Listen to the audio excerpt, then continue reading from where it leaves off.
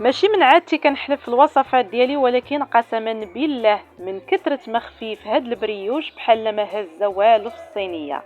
بريوش كيستحق التجربه، وغادي يخليكم تستغناو على جميع الوصفات ديال لي كيك، وغادي تعتمدوا عندكم بريوش هماوي عائلي اقتصادي كيف ما عودتكم دائما في الوصفات ديالي.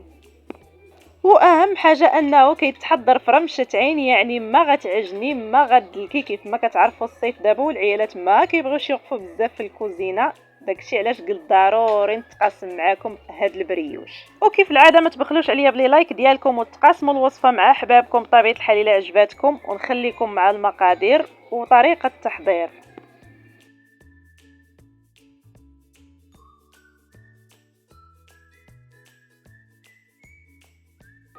اول حاجه كنعتذر منكم بزاف، بنتي هزات ليا التليفون ولعبات ليا فيه ومسحات ليا المقطع اللي فيه المقادير. بالنسبه للمقادير فغادي نقولهم لكم، وبطبيعه الحال غادي نخليهم لكم في صندوق الوصف، يعني بالتمام والكمام وما كايناش شي حاجه كتدوخ. غادي نحتاجوا في هذه الوصفه نص لتر ديال الحليب، نصف لتر ديال الحليب يكون دافي. كنزيدوا عليه معلقه كبيره ديال الخميره الفوريه ديال الخبز، معلقه كبيره. كنزيدو كاس ديال السكر حبيبات بعبار كاس العنبه. غنزيدو نصف كاس ديال الزيت النباتي، وغادي نزيدو 2 اكياس ديال سكر الفانيليا، وغادي نزيدو بياض بيضه، والصفار غادي نحتفظوا به للاخير. بطبيعه الحال غادي نزيدو قبيصه ديال الملح لتصحيح الذوق، و2 اكياس ديال الخميره الكيماويه من فئه 8 غرام. وبالنسبه للدقيق غادي نحتاجو 4 ديال الكيسان ديال بعبار كاس العنبه عفوا، يكونوا عامرين. ومن الاحسن انكم تختاروا دقيق يكون من نوعيه جيده. الدقيق ملي كيكون زوين كيلعب دور كبير في نجاح الوصفات.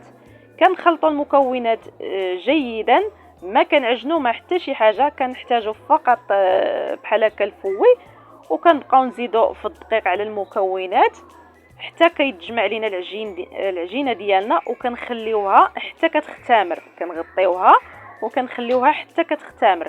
من بعد ما كتختمر كناخذوا الصح اللي غادي ندخلوه الفران، كندهنوه بشويه ديال الزبده وكنكبوا فيه الخليط. كنسرحوا غير بيدينا بطبيعه الحال، كندهنوا يدينا بشويه ديال الزيت باش ما تلصقش لينا العجينه في يدينا، وكنسرحوه في الطاوه اللي غادي ندخلو الفران. كنخليوها تختمر المره الثانيه، وكندخلوها الفران يكون سخون، يكون مطفي من الفوق وشاعل غير من التحت، بحال غادي نطيبوا الكيكه. كنخليوها حتى كتنتفخ او حتى كينتفخ البريوش ديالنا عفوا، عاد كنشعلوا ليه من الفوق وكنخليوه حتى كيتحمر، كياخذ لينا هذا اللون الذهبي.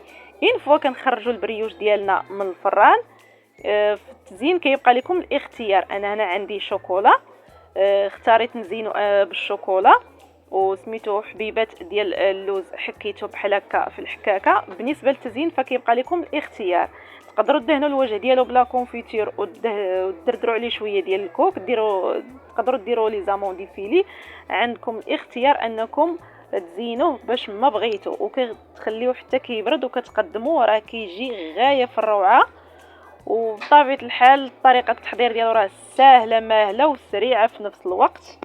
حاجه وحده اللي نسيتها، ملي كيختمر المره الثانيه كناخذوا الصفار ديال البيضه اللي خلينا في الاول، كنزيدوا عليه واحد 2 معالق ديال الحليب، وكنزيدوا عليه نص معلقه ديال القهوه سريعه الذوبان، وكندهنوا الوجه ديالو البريوش قبل ما ندخلوه الفران صافي. وكنخليوه حتى كيطيب، راه ما كياخذش الوقت بزاف، تقريبا واحد 45 دقيقه كيكون طاب. كنخرجوه كنخليوه حتى كيبرد، وكنزينوه كيف ما قلت لكم باش ما بغيتو كيبقى لكم الاختيار.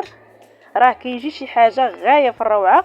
وبالنسبه للحجم راه كيجي حجم عائلي، يعني تاكل فيه عائله كبيره ما شاء الله، وكيصبر معنا لواحد 3 ايام حتى ل 4 ايام ما كيوقع عليه حتى شي حاجه.